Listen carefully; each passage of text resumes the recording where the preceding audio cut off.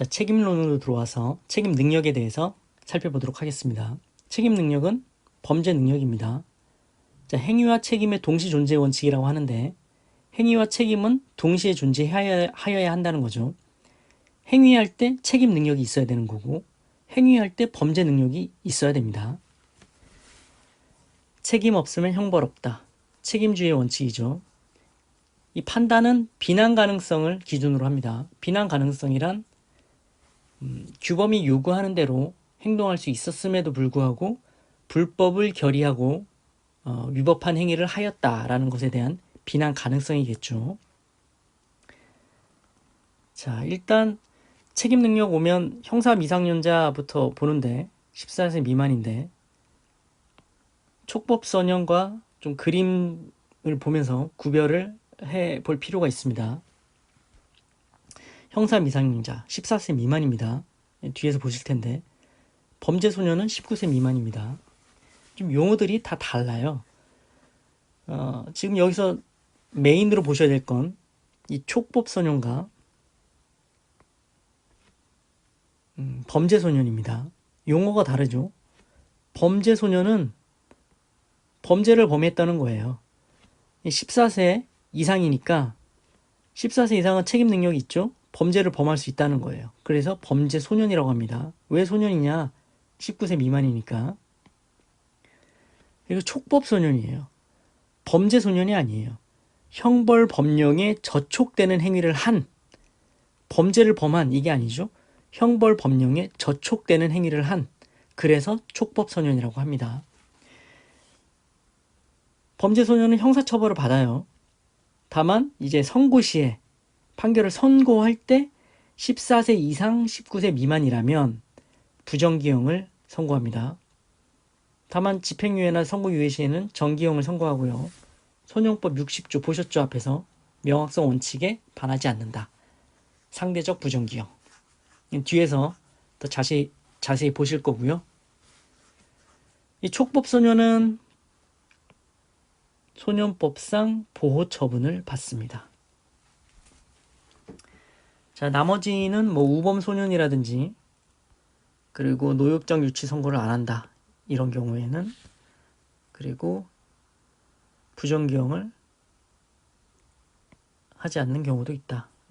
보시면 되고 이런 개념을 잡으시고 들어가 보도록 하겠습니다. 형사 미성년자입니다. 형법 제9조에 있습니다.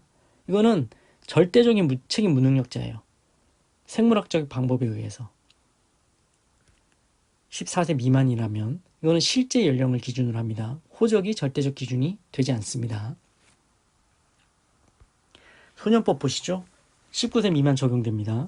소년법 60조 상대적 부정기형상 소년인지 여부는 앞에서 보셨죠? 잠깐 사실심, 그러니까 항소심까지 판결 선고시를 기준으로 합니다. 판결, 사실심, 판결 선고시를 기준으로 합니다. 대법원은 법률심이니까 대법원 법률심을 기준으로 하진 않죠. 그래서 각주 87번 보시죠. 범행 시에는 범죄 소년이었어요. 하지만 사실심 판결 선고 시에 성년이 돼버렸어요. 19세가 넘어가 버렸어요. 그러면 부정기형 소년법 60조 적용 못한다. 정기형으로 그냥 가는 거예요. 유의하시고 소년법 60조 부정기형은 그 요건이 어떻게 되냐. 법정형이 장기 2년 이상의 유기형에 해당돼야 돼요. 유기형. 법정형이고 처단형이 아니에요. 따라서 법정형이 유기형이 아니고 무기징역이라면 아무리 감경하고 유기징역을 만들어도 부정기형을 선고할 수 없다라는 것입니다. 소년법상 보호처분은 형사처분은 아닙니다. 하지만 상습성 인정의 자료로는 인정됩니다. 형사처분은 아니지만 다시 공소제기 못합니다. 소년법 53조 다시 공소제기하면 형사소송법 327조 이후에 공소기각 판결을 받습니다. 이렇게 알아주시고 10조 심신장애인으로 넘어가겠습니다. 10조 1항, 10조 2항입니다. 심신장애로 인하여 사물을 변별할 능력이 없거나 의사를 결정할 능력이 없는 자의 행위는 벌하지 아니한다. 심신장애로 인하여 전항의 능력이 미약한 자의 행위는 형을 감경할 수 있다. 개정됐죠? 할 수 있다. 할 수도 있고 안 할 수도 있다라는 것입니다. 판례 보시죠. 중요한 판례입니다. 심신장애의 유무는 법원이 판단하여야 할 법률 문제이다. 따라서 의사, 전문감정인의 정신감정 결과가 중요한 참고 자료가 되긴 하나 법원이 반드시 그 의견에 구속되는 것은 아니다. 법원이 재반 사정을 종합하여 법원이 독자적으로 판단할 수 있다. 외워두셔야 됩니다. 그리고 현법 10조에 규정된 심신장애는 어떻게 판단하냐. 형법 10조에 규정된 심신장애는 생물학적 요소로서 정신병, 정신박약 등과 같은 정신적 장애가 있는 외에 플러스 심리적 요소로서 그 정신적 장애로 인해 사물에 대한 판별 능력과 그에 따른 행위 통제 능력이 결여되거나 감소되었음을 요하므로 정신적 장애가 있는 자라 하여도 생물학적 요소는 있지만 범행 당시 정상적인 사물 판별 능력이나 행위 통제 능력이 있었다면 심리학적 요소는 만족하지 못한 거죠. 심신장애로 볼 수 없다. 형법 10조에 규정된 심신장애를 인정하려면 이 두 개가 모두 있어야 된다는 겁니다.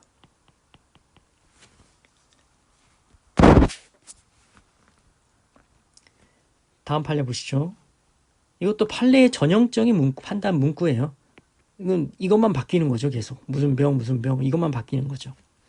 뭐뭐 등과 같은 질환, 성격적 결함이 있다는 사정만으로 심신장애에 해당하지 않는다 봄이 상당하고 다만 그 증상이 매우 심각하여 원래의 의미의 정신병이 있는 사람과 동등하다고 평가할 수 있거나 다른 심신장애 사유와 경합된 경우에는 심신장애를 인정할 여지가 있다. 판례의 일관된 태도입니다. 참고는 한번 읽어보시면 되고요. 심신상실로 무죄 판결되더라도 재범의 위험성이 있다면 치료감을 받을 수 있습니다. 형벌이랑 치료감은 그 목적이 다릅니다. 서로 알아두시면 되고. 자, 지금까지 책임 능력에 대해서 살펴보셨습니다. 고생하셨습니다.